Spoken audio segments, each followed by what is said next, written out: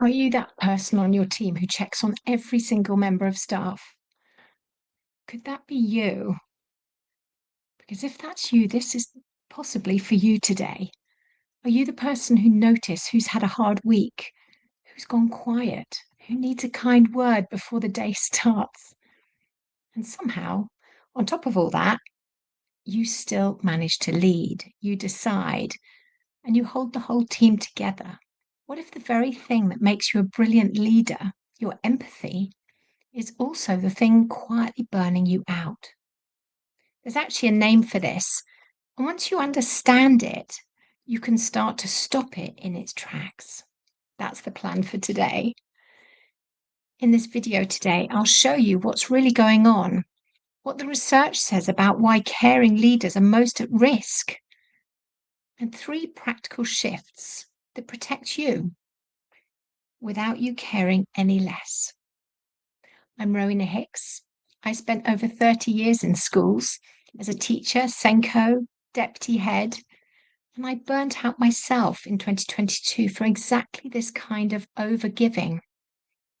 So now I'm a level 5 accredited coach and author of Beat Teacher Burnout, and help schools and nurseries, mainly the leaders, but teams, to lead well, to be there without losing themselves in the process.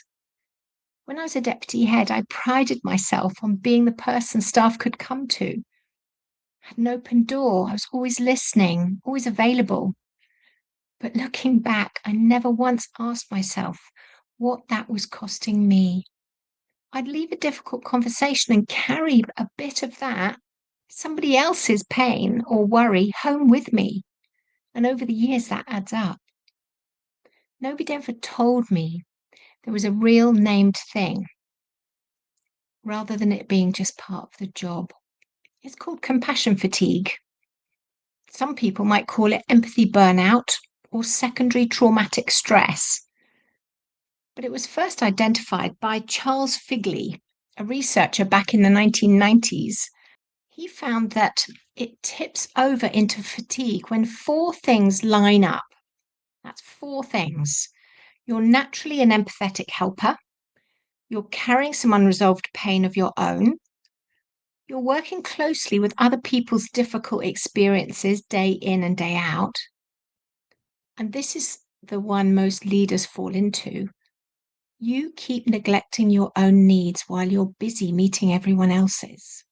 I want to suggest that this is common in schools and nurseries. Now, recently, well-known surveys found that 66% of education staff said their school had no dedicated counsellor for pupils or staff. And 78% of education staff reported symptoms of poor mental health due to work. Now, we know the Education Support Teacher Wellbeing Index that found that about 84% of school leaders report feeling stressed, and 59% of staff have considered leaving the profession altogether. Can I suggest a reframe? Looking after yourself in this area is not indulgent. Harvard Business Review did some research on compassion fatigue. And they said it's clear that if you neglect yourself, you actually compromise your ability to stay calm, to be present for your team and empathize well. Self-care isn't selfish. It's what makes you able to keep doing the job you care about. So here are 3 action steps that you can take right now that will genuinely help. Set boundaries, not walls. You can't solve the problem for every staff member you have. You're never meant to. Decide in advance what support looks like for you and where it hands over to someone else, maybe HR, maybe a counsellor, occupational health, a colleague. That's not you caring less, it's you caring sustainably. Secondly, learn your early warning signs. Compassion fatigue rarely announces itself dramatically. It shows up, perhaps decision fog, perhaps your patience getting shorter than usual, maybe a nagging feeling you're falling short even when you're doing your best. Start to notice those signs in yourself, the way you'd notice them in a team member, and act early. And thirdly, practice self-compassion, not just self-care, self-compassion. Lots of leaders resist this. They worry it's going to make them soft or complacent. But the evidence says the opposite. Leaders who treat themselves in the same understanding they'd offer a struggling colleague are actually more resilient and better equipped for emotional demands of the job. Can I just say this isn't only on you? Schools and nurseries where empathy flows in every direction, not just top down from the leader, and where leaders have their own peer network or mastermind style support, do better. You shouldn't be carrying this completely alone. I coach leaders in nurseries and schools, and I empower them to be the best version of themselves. And yes, that's about discovering compassion fatigue. It's about learning about boundaries. It's about taking some space just for you.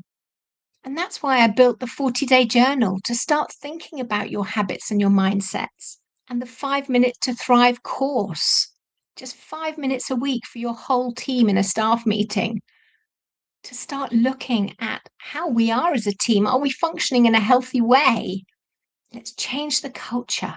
Start to take action. If this helped, share it with someone or subscribe. And most importantly, take care of yourself.